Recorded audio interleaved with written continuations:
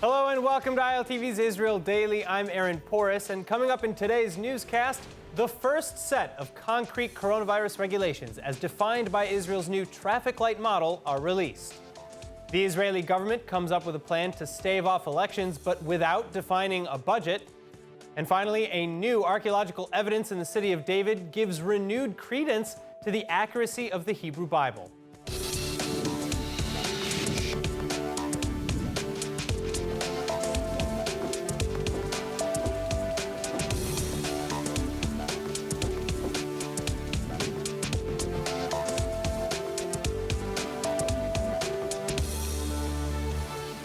We start today with coronavirus again. The Israeli government releasing a brand new set of directives for the public to follow, as outlined by the new COVID czar, Professor Roni Gamzu.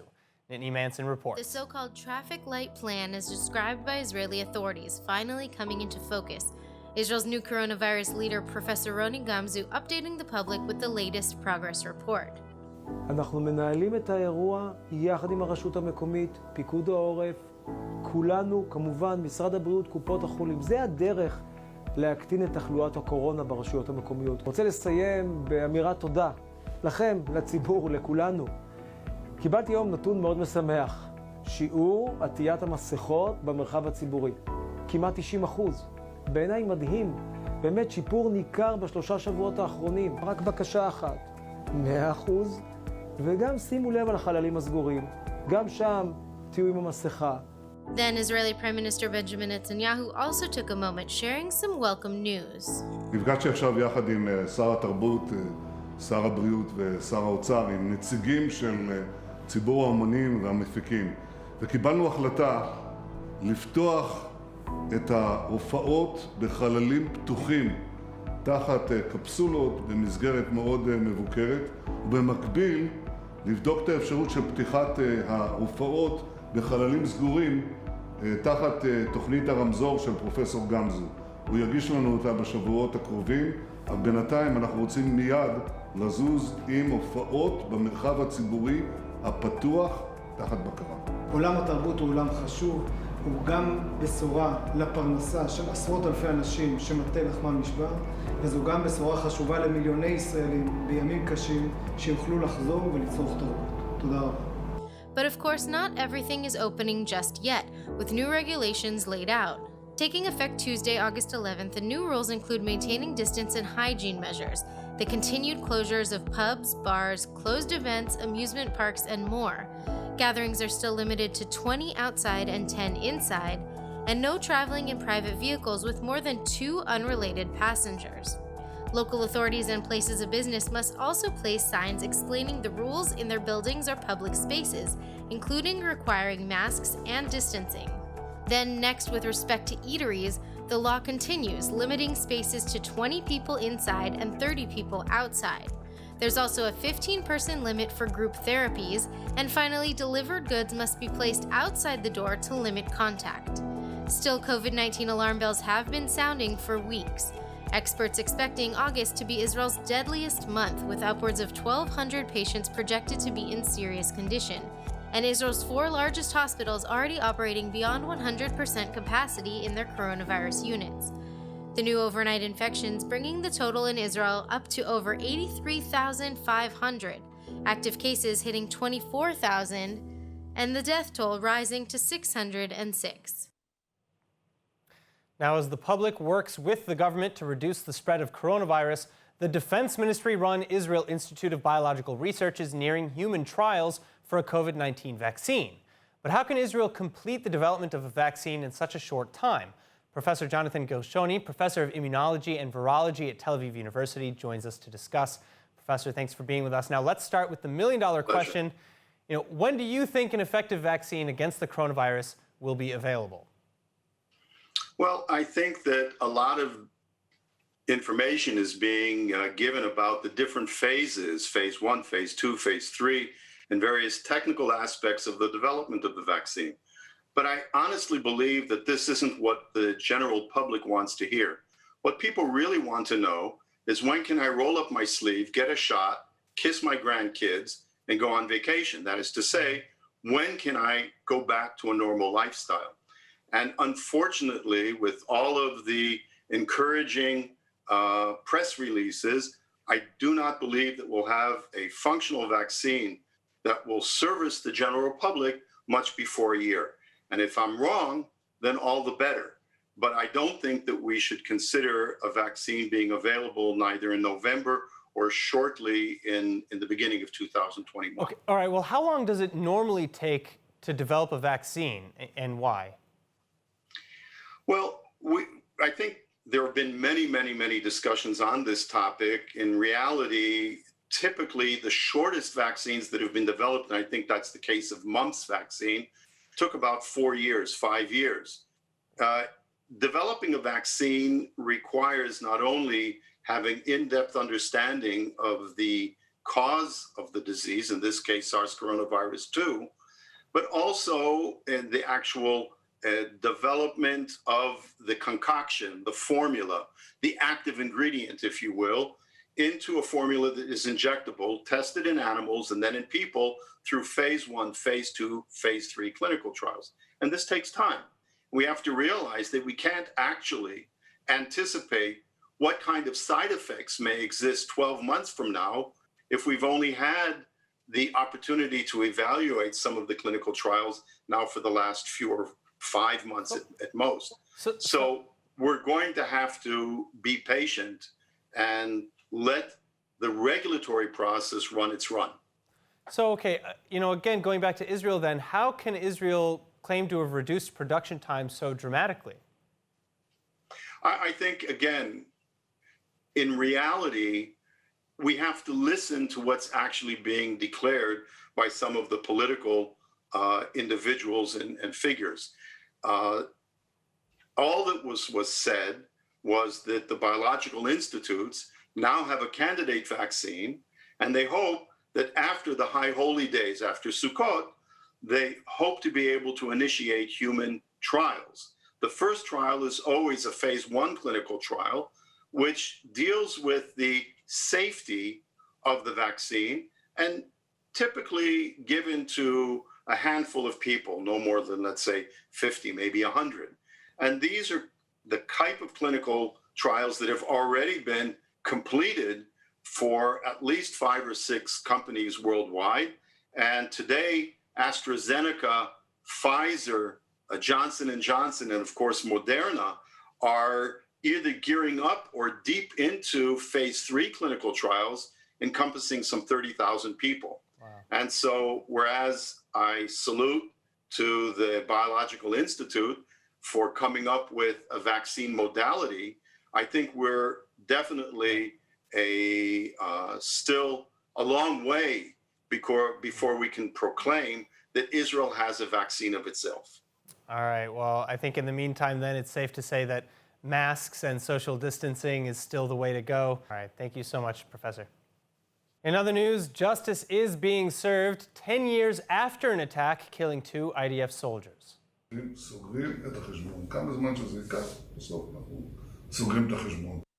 Such are the words of Prime Minister Benjamin Netanyahu speaking on the phone with Miriam Peretz, mother of Major Eliran Peretz, who was killed alongside Staff Sergeant Ilan Sviatkovsky in March 2010. The pair, attacked by suspected terrorist from Gaza Abdullah Dagma. Dagma had been detained by the Shin Bet Security Service in July 2020 after entering Israel to donate bone marrow to his brother. And during questioning with the Shin Bet, it was discovered that Dagma was likely involved in the 2010 attack in question.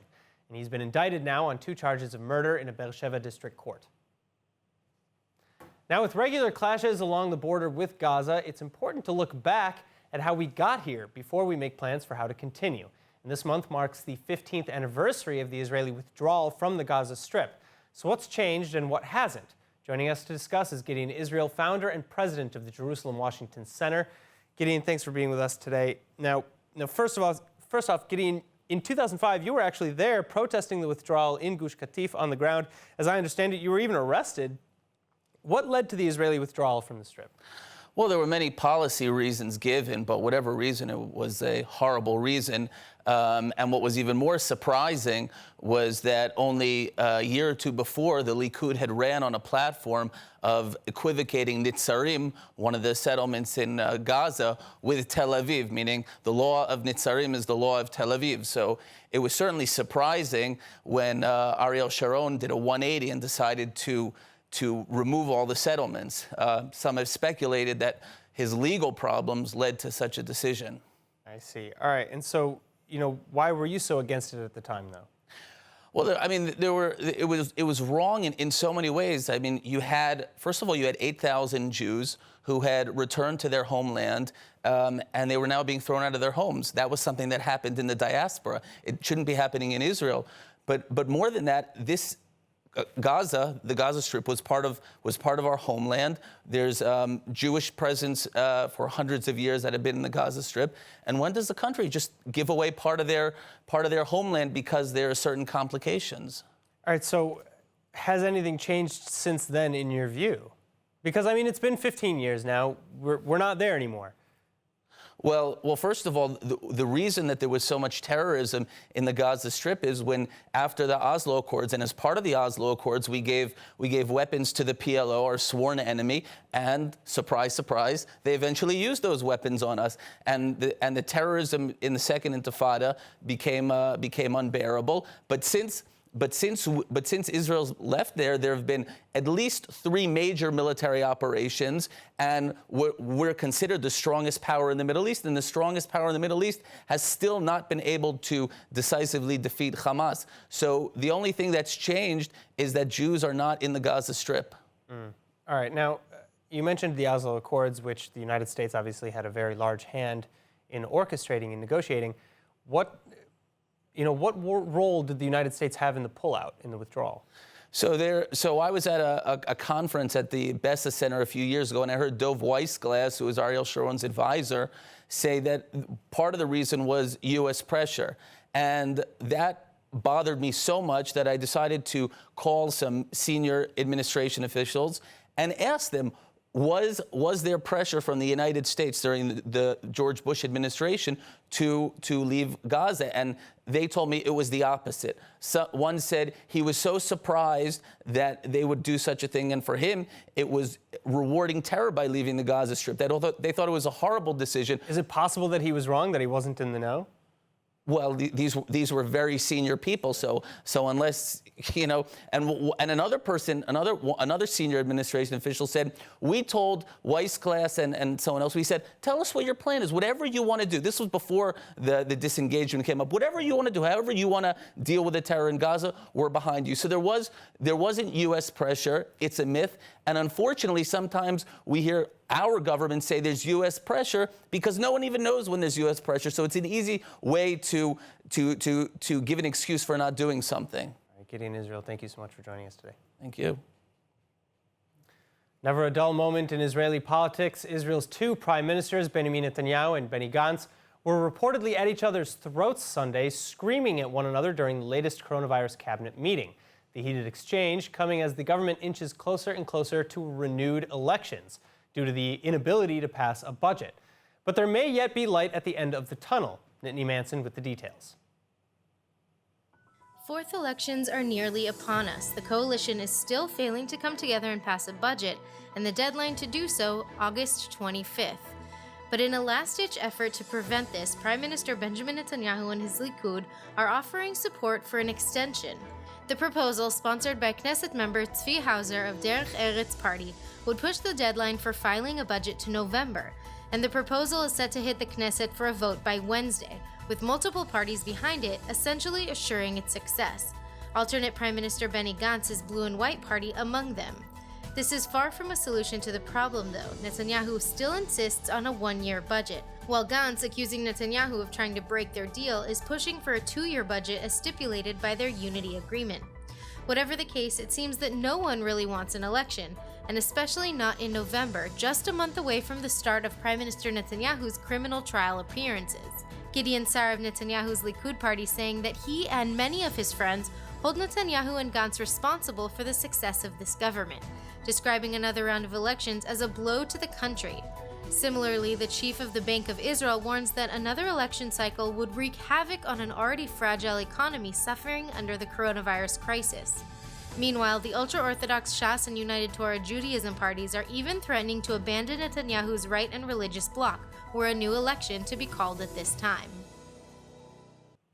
Returning north again now to Lebanon, world powers are coming together to ensure the rebuilding of the country following the devastating blast in Beirut August 4.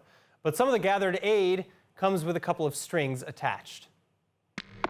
It's now been nearly a week since the catastrophe in Lebanon, the dust starting to settle.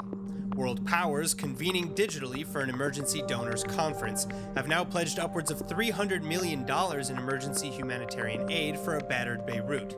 And urging unity in the face of chaos, French President Emmanuel Macron saying the future of the Lebanese people as well as the whole region are at stake. But everything at its price.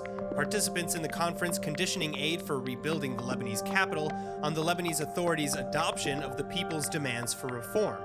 A country already in crisis over a failing economy and the coronavirus, Lebanese protesters are now adding negligence in the wake of last week's explosion to the list of complaints against their government.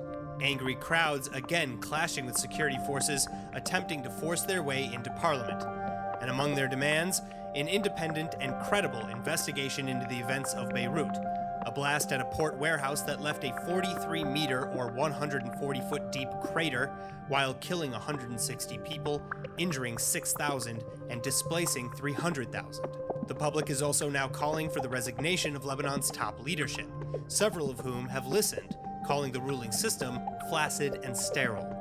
At least 8 lawmakers have similarly stepped down too in the last few days. But the government, doing everything to hold on, is trying to plug the leak, convening last-minute meetings to negotiate and stave off any more resignations. If 7 of the 20 cabinet ministers resign, the cabinet would have to step down, becoming a caretaker government until new elections are held. In related news, the disaster in Beirut has Jerusalem declaring humanitarian aid efforts in spite of hostilities between Israel and Lebanon. Israeli authorities saying that now is not the time for politics. But how does such compartmentalization apply to individuals? How can we succeed in creating or rebuilding trust? Psychologist Dr. Camila Folkash-Lavan joins us with more.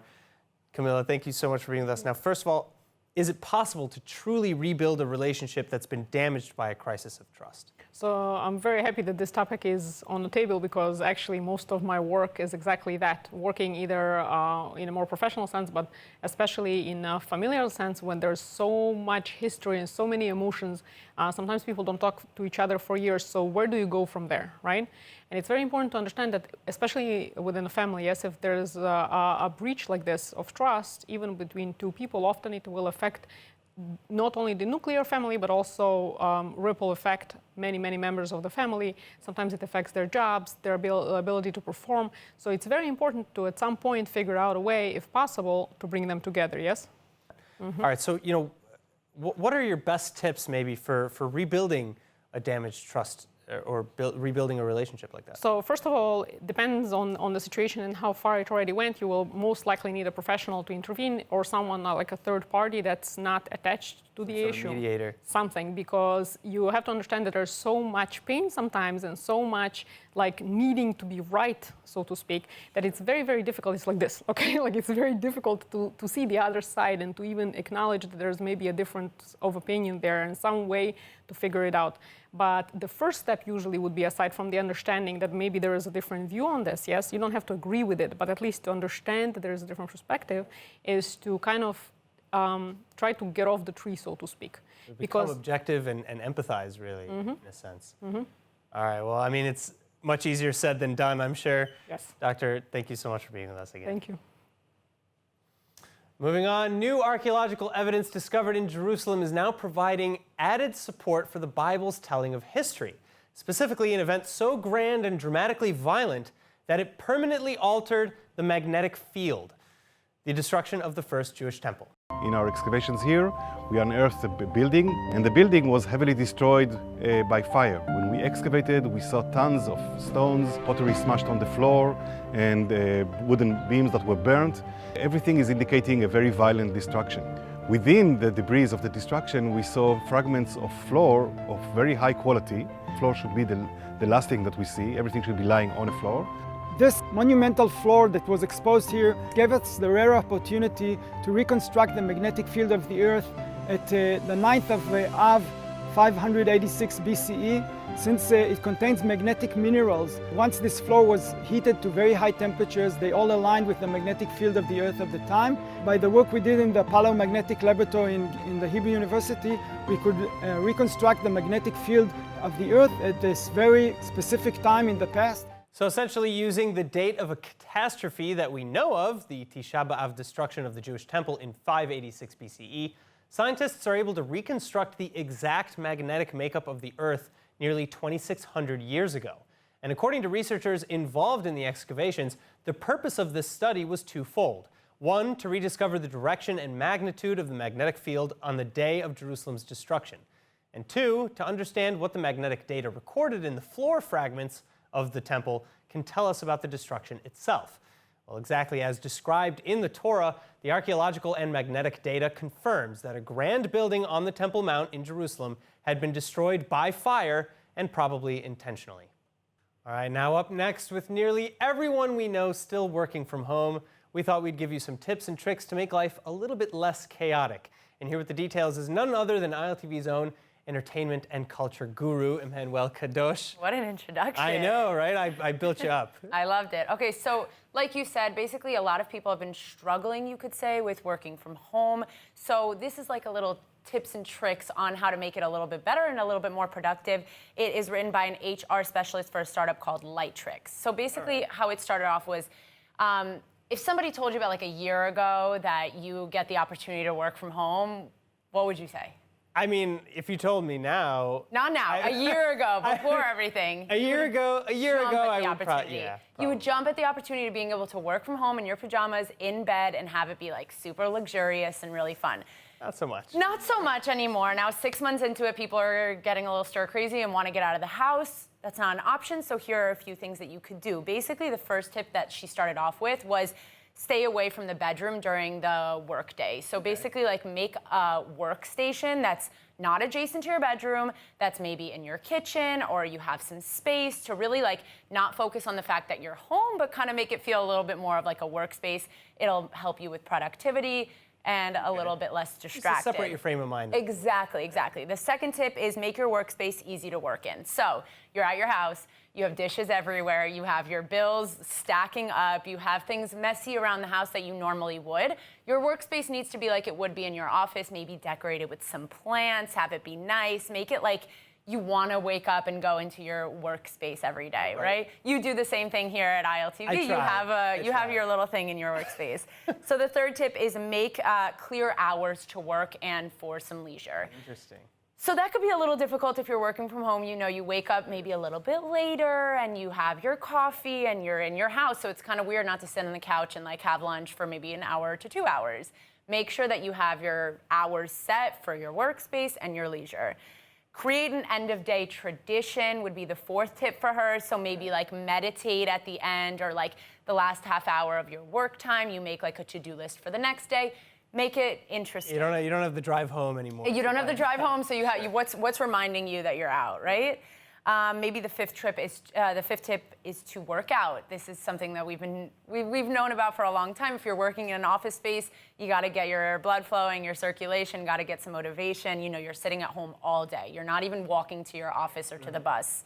Got to make it a little bit more productive. All right, well, these are great tips to get your life organized and do what you can from home. Get used to the new normal. Yeah, thank you so much. Of course. All right, and now let's take a look at the weather forecast. Tonight, temperatures should cool a little bit, but it'll still be warm with lows averaging 74 Fahrenheit or about 23 degrees Celsius. Then tomorrow, another clear to partly cloudy and warm day with highs around 89 or 31 degrees Celsius. And now, before we go, let's take a look at what's going viral in Israel.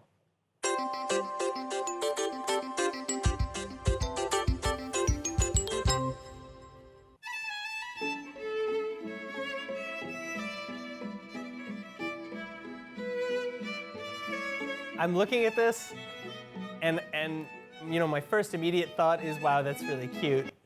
But, you know, my second dark thought is, I hope they're not glued. All right, that's it for today's news. Today's exchange rate is 3.41 shekels to the American dollar.